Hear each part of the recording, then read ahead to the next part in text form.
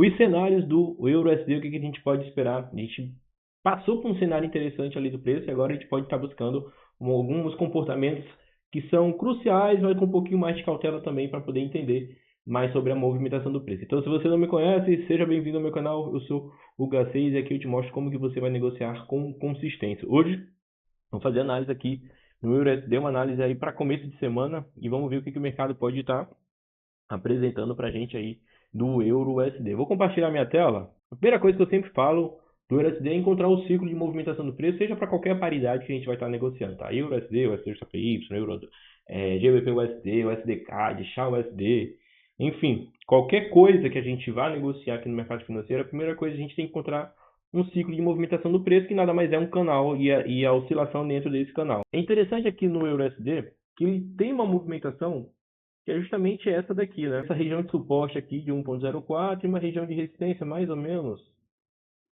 aqui, ó. E aí eu vou projetar a ferramenta de Fibonacci de retração.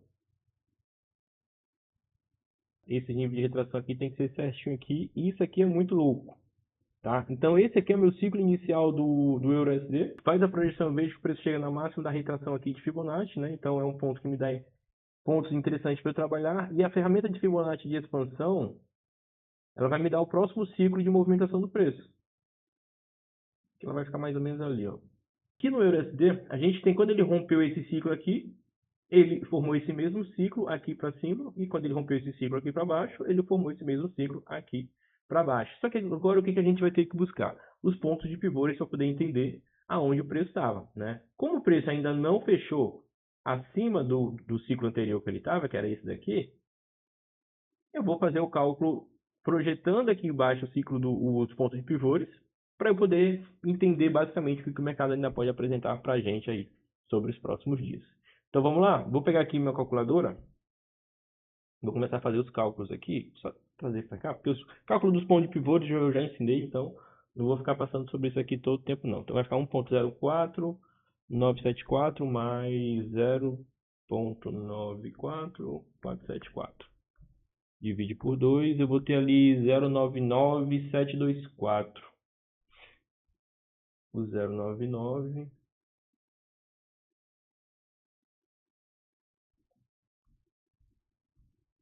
724. Então esse daqui é meu primeiro ponto de pivô. Vou só mudar a cor dele aqui. É o ponto de pivô mais forte do preço.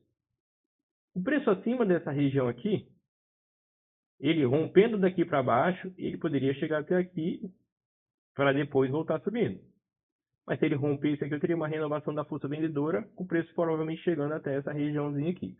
Como isso não aconteceu, eu vou ter que começar a calcular os pontos de pivô dos pontos de pivô, que é nada mais é do que eu pegar esse ponto de pivô que eu já encontrei, somar com a minha região de resistência ali, ó, 1.04974, e dividir por 2, 1.02349.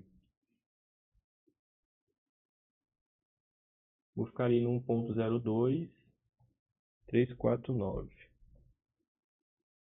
Então esse aqui é o meu primeiro ponto, é o meu segundo ponto de pivô do ponto de pivô.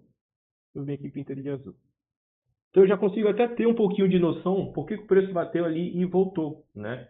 Se eu trouxer isso aqui para o gráfico semanal e para o gráfico diário, ó, eu consigo perceber que para eu acreditar numa renovação da força vendedora aqui, ó, desse movimento do gráfico diário, o preço teria que fechar abaixo dessa região. Cara, ele não fechou abaixo, ele fechou exatamente, ó, em cima da linha. Esse rompimento, esse fechamento em cima da linha, não me confirma uma renovação da força vendedora. Então, tecnicamente, não seria interessante eu continuar buscando negociações de venda aqui. Ah, Hugo, mas eu poderia executar a minha negociação nesse rompimento aqui. Vamos jogar lá no gráfico M15. E você vai. E a gente percebe que pode, tá? Pode, principalmente porque houve um canal aqui, só que fica aquela negociação mais agressiva. A gente pode pegar essa operaçãozinha aqui e tá buscando ela. E aí entra nesse rompimento aqui, ó.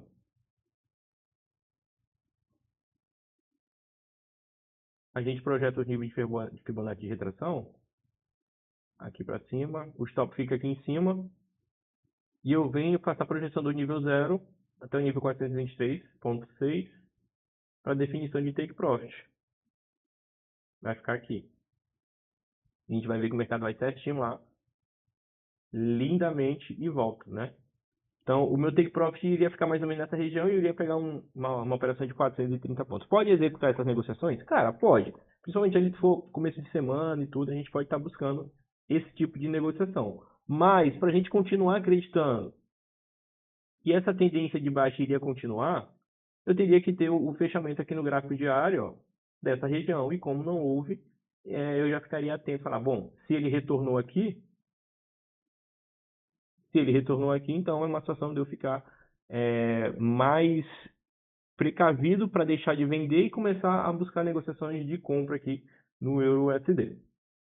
E aí a gente passou durante a semana, o preço começou a subir, né? Ele reverteu a tendência, ele está voltando ali, ó, para cima da região. Então, o que está acontecendo aqui? Como o preço está voltando para dentro desse ciclo lá que a gente encontrou, ó, é uma situação que eu tenho que ficar um pouco mais cauteloso a partir de agora. Por quê? Porque se o preço aqui no gráfico semanal fecha acima de 1.04974, eu tenho uma renovação da força compradora, e essa força compradora aqui no gráfico diário, isso pode ser somente um pullback do preço, e pode ser até onde? Até os pontos de pivô que a gente vai já encontrar. Só que para isso acontecer, para essa força compradora estar renovada, o preço tem que fechar aqui acima do 1.04974.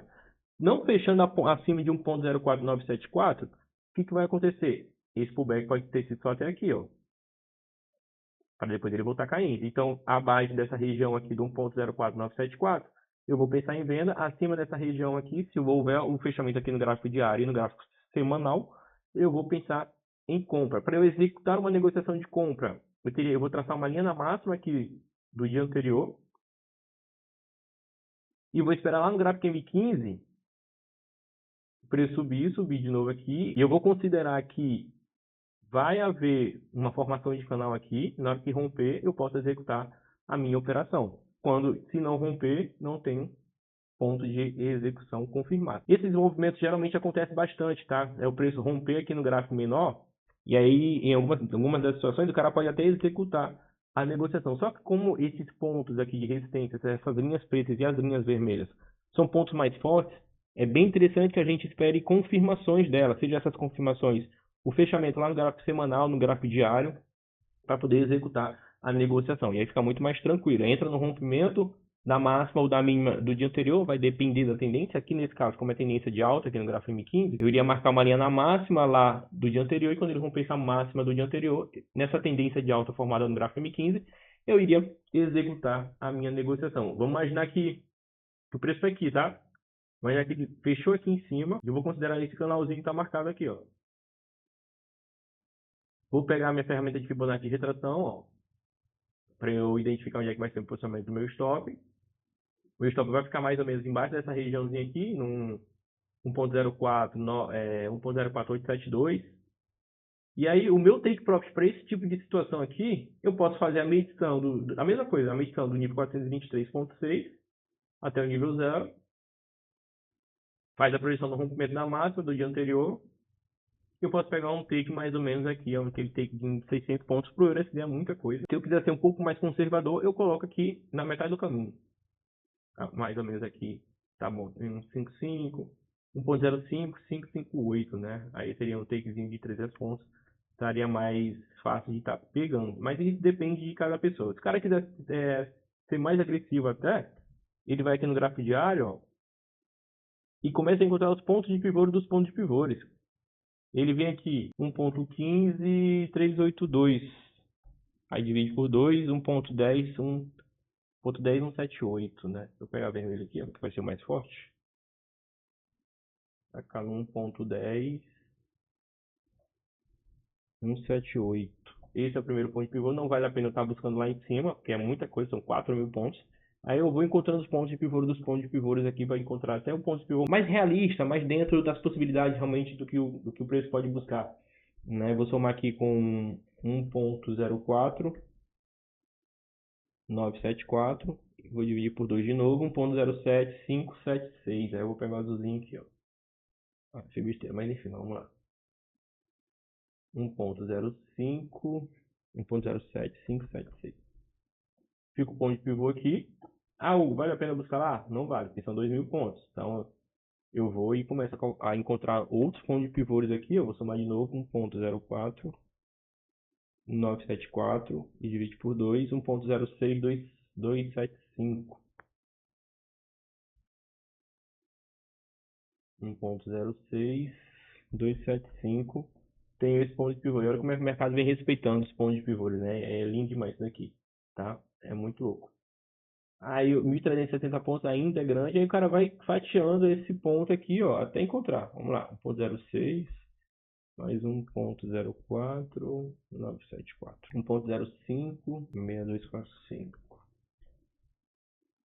Aí pode começar a buscar aqui essas operações, ó. Você pode buscar a entrada no rompimento daqui e quiser pegar aqui da 417 pontos. Se eu perder esse ponto de entrada aqui, o outro bom ponto de entrada seria quando o preço chegasse próximo a essa região, romper esse aqui, né, ou formar seu canal aqui para cima, e aí daria para estar buscando essa próxima região aqui, tá? Esses pontos de pivô são interessantes para definição de take profit, definição de pontos de novos pontos de entrada e principalmente aonde o preço tende a renovar as forças, tá? É claro que o ponto de pivô, o próximo ponto de pivô aqui você encontrar, ele sempre vai ser mais fraco do que o ponto de pivô anterior. Então, esse ponto de pivô aqui, ele é mais fraco do que esse é mais fraco do que esse, e esse é mais fraco do que esse. Assim como os pontos de pivô que a gente vai encontrar aqui no meio do caminho, também são pontos de pivôs mais fracos do que os anteriores. É claro que não fica muito interessante você encontrando muitos pontos de pivôs, porque isso vai acabar te confundindo. Então, eu acredito que até onde eu fiz aqui no USD é interessante para a gente estar buscando, porque isso me dá definição dos pontos de entradas, pontos de take profit, e até onde eu posso buscar a renovação de força do preço. Vamos imaginar aqui, de novo, o preço está aqui, né? Rompeu aqui para cima. Eu perdi essa entrada. Onde seria o próximo bom ponto de entrada? Se você não quiser ser agressivo e entrar no meio do caminho aqui, ó, pode esperar um pouquinho mais para ele chegar aqui em cima. Quando romper, vale executar o ponto de negociação até o próximo ponto de pivô. Eu perdi o próximo ponto de entrada. Se não quiser ser agressivo entrando aqui no meio do caminho e buscando esse take aqui, aguarda o preço subir aqui e quando romper esse ponto de pivô, você pode executar a negociação. É claro que quanto mais cedo você executar a sua ordem, melhor, né? Mais cedo você consegue pegar as movimentações do preço. Beleza? Então, esse foi o nosso vídeo. Espero que você tenha curtido, cara. Deixa o like, se inscreve no canal e tamo junto. Até o próximo vídeo. Tchau, tchau.